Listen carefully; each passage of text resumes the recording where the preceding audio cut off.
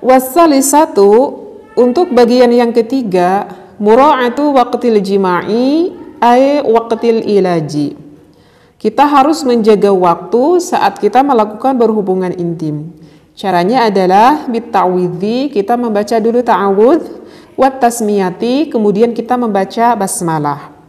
Wa hakiz zakari bijawanibil farji, kemudian sang suami bisa menggosok-gosokkan kemaluan suaminya gitu ya ke dinding farji sang istrinya.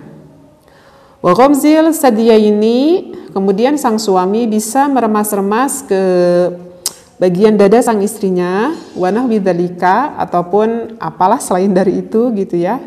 Mimma yuharriku syahwataha, sehingga bisa membangkitkan syahwat kepada sang istrinya. Wa ammal lati fi halil jima'i, adapun ada tiga ketika kita mau melakukan maksudnya ketika melakukan berhubungan intim. Fa awwaluha qaulul jahdi, pertama-tama itu harus diusahakan dilakukan dengan tenang ataupun dengan pelan-pelan. Biriyadatin fi sumtin wa tarafuqin, dan diusahakan tidak banyak bicara yang tidak perlu.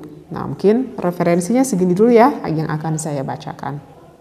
Nah, ini sih masih berhubungan di video saya yang sebelumnya ya. Jadi di video sebelumnya saya menerangkan adab-adaban melakukan berhubungan intim.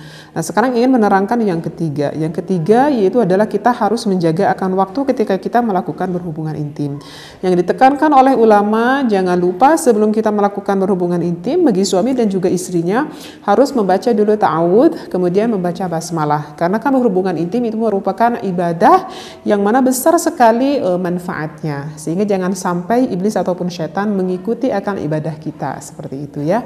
Sehingga bacalah dulu ta'awudz, baca dulu basmalah ya, agar syaitan iblisnya nggak ikut berhubungan intim dengan kita. Nah, kemudian setelah itu baru tuh suaminya boleh beraksi membangkitkan gairah-gairah syahwat sang istrinya. Tadi dikatakan ya bisa meremas-remas dulu dadanya ataupun apapun itulah yang bisa meningkatkan gairah syahwat sang istrinya. Tetapi di sini saya tidak akan menitik beratkan membahas lebih dalam tentang hal itu. Karena tadi ada kalimat selanjutnya bahwa ada 3 hal ketika kita melakukan berhubungan intim. Berarti ini ketika ya melakukan berhubungan intim ada 3 hal yang penting. Yang pertama itu adalah ketika kita melakukan berhubungan intim, diusahakan lakukanlah dengan pelan-pelan ya, dengan tenang. Agar apa? Agar kita itu benar-benar bisa menikmati per detiknya, per menitnya gitu ya. Bisa menikmati dengan indah dengan suami kita. Kemudian ketika kita sedang melakukan berhubungan intim, jangan banyak bicara yang tidak perlu. Harus dibawa garis bawahi yang tidak perlu. Jangan banyak bicara. Nah, mungkin saya akan lebih memperjelas akan kutipan biriyadatin fi sumtin wa tarafukin. Jangan banyak bicara itu. Karena kalau bagi wanita itu kesulitan kalau dilarang jangan banyak bicara. Kenapa? Karena wanita itu senang bicara. Kenapa ya? Memang seperti itulah Allah ciptakan wanita itu perharinya beda dengan laki-laki. Kosakata wanita itu akan lebih banyak dibicarakan daripada wanita. Sehingga para suami jika istrinya itu senang bicara, gak perlu dilarang juga. Memang kodratnya wanita itu seperti itu ya. Nah, kenapa kok kodrat wanita itu seperti itu? Karena Allah ciptakan pada kita kan ada otak gitu ya. Nah, ada otak kanan dan juga ada otak kiri. Itu beda antara laki-laki dan juga wanita, itu beda.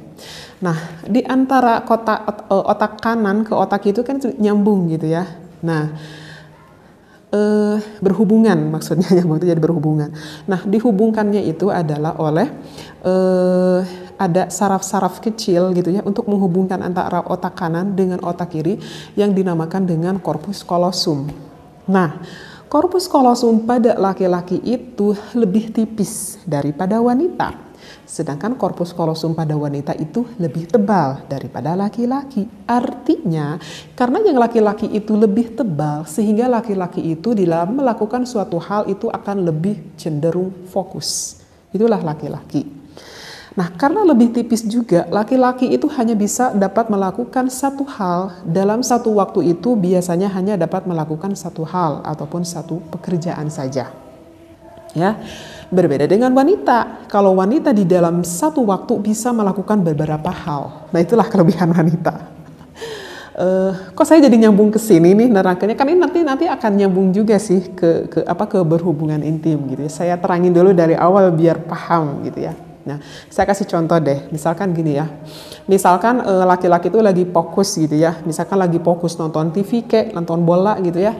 Ataupun lagi fokus ngebenerin sepeda anaknya gitu ya. Lagi fokus deh ke suatu pekerjaan.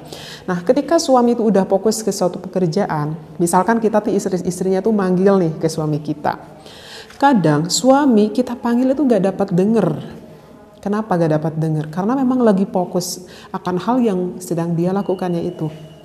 Ketika sang istrinya manggil, kok gak denger juga ya suami saya, gak kedengeran kali. Manggil lo yang kedua kali, masih gak kedengeran juga. Kesel tuh kan sang istri udah manggil yang ketiga kali, nadanya itu semakin keras. Sang istri manggil sang suaminya gitu. Akhirnya terdengar juga oleh sang suaminya sambil menoleh ke istrinya, dan hati sang suaminya berkata, kenapa ya istri saya kalau manggil saya itu gak bisa pelan? Kok nadanya selalu tinggi aja? Nah itu karena itu gak paham ilmunya gitu. Padahal suaminya manggil dengan nada keras udah merasa kesel juga. Kenapa gak noleh-noleh juga? Nah istrinya juga yang gak terlalu paham juga. Nah maka bagi para istri, kalau misalkan sang suami itu lagi fokus ke suatu hal, kalau enggak denger, itu harus dimaklumi, memang benar itu gak dengar. Jadi lebih baik sang istri mendekati sang suami kita, kemudian misalkan menepuk dadanya, menepuk ini gitu ya. Maka nanti suaminya akan menoleh, ada apa? Jadi kan gak akan ada kesalahpahaman antara suami dan juga istrinya kan. Nah, begitu juga istri. Istri itu bisa, atau perempuan itu bisa melakukan beberapa hal dalam satu waktu. Misal nih, istri itu lagi masak. Kemudian punya anak kecilnya tuh bangun gitu ya, kemudian digendong tuh anaknya ya, kemudian digendong anaknya, tapi tetap aja masak itu dilanjutin. Berarti ada dua hal yang dilakukan kan, sambil masak, sambil ngegendong anaknya. Misalkan anaknya yang kurang dari 2 tahun, masih netek gitu ya, netek itu sama ibunya gitu ya, berarti ada 3 hal yang dilakukan, sambil masak, sambil netek, sambil gendong. Udah itu ada telepon, bahkan bisa sampai ngangkat telepon, yang kanan masak, yang kiri ngangkat telepon, yang di sini sambil netek anaknya. Nah begitulah kenapa bisa wanita melakukan dalam satu waktu melakukan beberapa hal, karena Allah ciptakan korpus kolosum pada wanita itu lebih tebal daripada wanita. Semuanya pasti ada hikmahnya. Nah kemudian apa yang saya hubungkan akan melakukan berhubungan intim, begini ya, kan tadi laki-laki itu gak terlalu senang untuk banyak bicara. Sedangkan bagi wanita ketika suami ingin mengajak, ini sebelum melakukan berhubungan intim ya. Sedangkan bagi wanita, suami banyak berkata-kata rayuan ataupun kata cinta ataupun kata kasih sayang, bagi sang istri itu sangat diperlukan sekali. Untuk apa? Agar untuk membangkitkan gairah syahwat sang istrinya. Terbalik, sedangkan bagi sang suami itu gak terlalu senang untuk mengeluarkan banyak kata-kata yang gimana gitu ya, karena itu udah fokus mau ke sana gitu. Itu beda banget kan, wanita dan juga laki-laki. Nah oleh karena itu kita tuh harus paham dulu dari awal, agar apa? Agar tidak timbul kesalahpahaman gitu. Karena kalau misalkan wanita yang gak paham, suami yang gak banyak ngomong, kira-kira berarti suaminya gak terlalu senang atau ya berpikir negatif lah ke suaminya. Nah maka di sini kita itu perlu belajar. Untuk suami, coba belajarlah, walaupun suami itu tahu gak terlalu senang banyak bicara, tetapi setidaknya belajarlah untuk membangkitkan gairah sang istri. Maka suami sebelum melakukan berhubungan intim, belajar untuk banyak berkata-kata, kata-kata cinta, kata-kata rayuan, kata-kata kasih sayang, ataupun kata-kata ngobrol biasa sekira-kira bisa menyamankan sang istri sehingga bisa menggairahkan syahwat sang istri, maka itu adalah hal yang sangat diperlukan.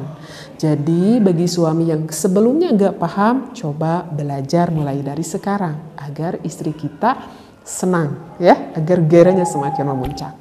Nah kalau untuk istri tipsnya apa? Kalau untuk istri tipsnya itu adalah ketika melakukan berhubungan intim, ini lagi berhubungan intimnya, jangan banyak bicara. Apalagi bicara yang tidak penting. Apakah boleh mengeluarkan vokal itu boleh sekali. Bagi sang istri boleh mengeluarkan vokal, huruf vokal aja. Misalkan A gitu ya, atau I gitu ya, atau U ataupun E gitu ya. Paham ya maksudnya di sini kan? Misalkan nih, saya terangin takutnya nggak terlalu paham. Misalkan ketika sang istri melakukan berhubungan intim, kemudian sang istri itu udah mulai udah mulai enak-enaknya gitu ya, berhubungan dengan suami. Justru hal ini sangat disenangi oleh suami kita, ya. Perlu digarisbawahi, hal ini justru sangat senang sekali didengar oleh suami kita. Misalkan kita mendesah gitu ya, misalkan kita mengucapkan gitu, ucapkan itu gimana aja deh. Karena itu kan mengeluarkan kata-kata itu memang refleks gitu ya, karena memang itu dari kenikmatan yang kita alami seperti itu. Nah, kalau mengeluarkan kata-kata seperti itu nggak apa-apa, justru suami akan merasa senang gitu.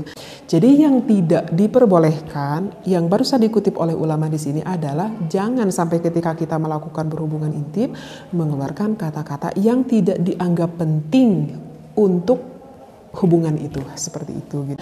Sekali lagi, karena korpus kolosum pada laki-laki itu lebih tipis sehingga laki-laki itu lebih fokus dan tidak terlalu senang banyak berkata, sedangkan korpus kolosum pada wanita itu adalah lebih tebal sehingga wanita bisa melakukan beberapa hal di dalam satu waktu. Kemudian gini nih, karena laki-laki itu fokus gitu ya, fokus apa yang ada di hadapannya. Misalkan gitu ya, misalkan ada suami yang mempunyai istri 2, istri 3 gitu ya.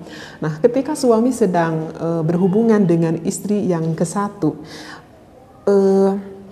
istri yang ke-1 itu jangan cemburu, jangan-jangan sedang melakukan berhubungan dengan kita, misalkan lagi membayangin berhubungan dengan istri yang kedua, nggak perlu cemburu seperti itu ya, karena laki-laki itu fokus. Jadi ketika sang suami sedang berhubungan dengan wanita yang ke-1, jangan berpikir dia sedang membayangkan wanita yang istri yang satunya lagi, karena itu sedang fokus. Jadi kalau udah ada di depannya, ya udah laki-laki itu akan fokus ke depan gitu ya, apa yang ada di depan matanya gitu. Nah, seperti itu. Jadi untuk para wanita yang suaminya punya beberapa istri gitu ya, jadi nggak perlu cemburu akan istri yang kedua dan istri yang ketiga, karena laki-laki itu akan lebih cenderung fokus apa hal yang sedang dia lakukannya. Begitu ya, mudah-mudahan apa yang saya sampaikan ini bisa diambil hikmahnya, bisa diambil manfaatnya. Wallahu a'lam, wabillahi taufiq wal hidayah. Wassalamualaikum warahmatullahi wabarakatuh.